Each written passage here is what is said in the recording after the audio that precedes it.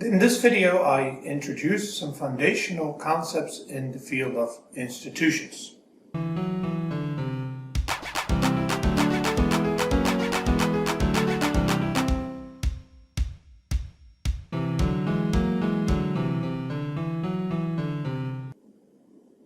Institutions are defined by Douglas North as the rules of the game, or as he expands in his definition, they are the humanly devised constraints on human behavior.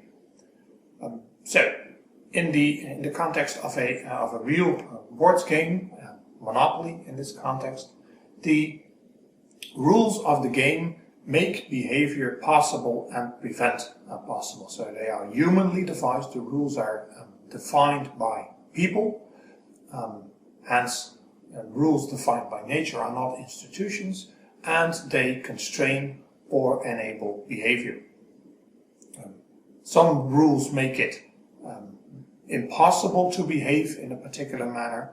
For example, if you land on the go to jail place, then you cannot move further on the board and you have to go to jail first.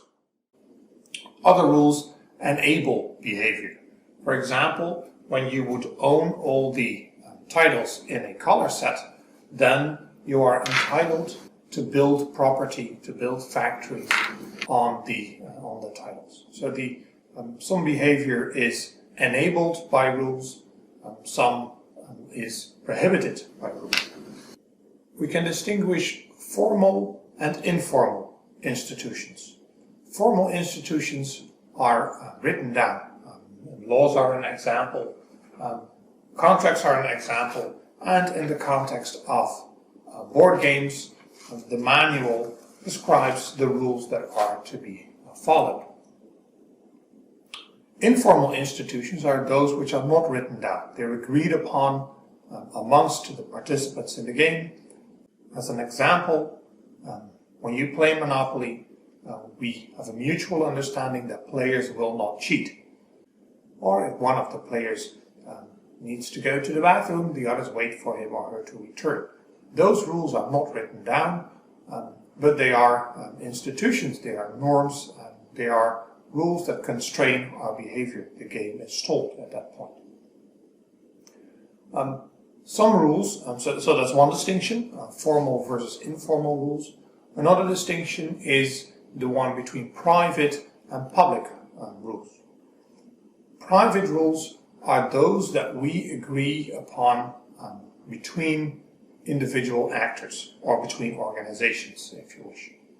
So if in a real Monopoly game there's competition and you're selling stuff to customers, then a warranty that you give is a private institution. It is a rule, often a formal one that's on paper, that is agreed upon between the seller and the buyer of the product. Public institutions are those which are developed by public entities, by governments, and they apply to everyone who is a member of the jurisdiction. So the board games there don't apply, but if you think about competition law is developed by public authorities, and it applies to all firms, all businesses that operate in a particular country. And you can cross-tabulate both of these categorizations. So some formal rules are private. That's a contract signed between two parties. Some formal rules are public. Think about laws that are designed by governments. Some private institutions are informal as well. These are the things that we agree upon amongst ourselves, and it's not something that is written down anywhere. So it's the kind of the behavior that we show against one another.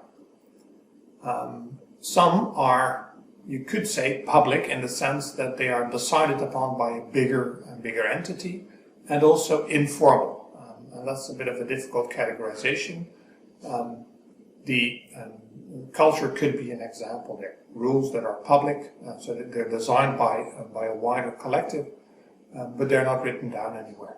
Cultural expectations really are one of the few examples in this context. And the reason is that formal institutions tend to be rigid, so they're strict, but thereby they create clarity and can be applied in a bigger group.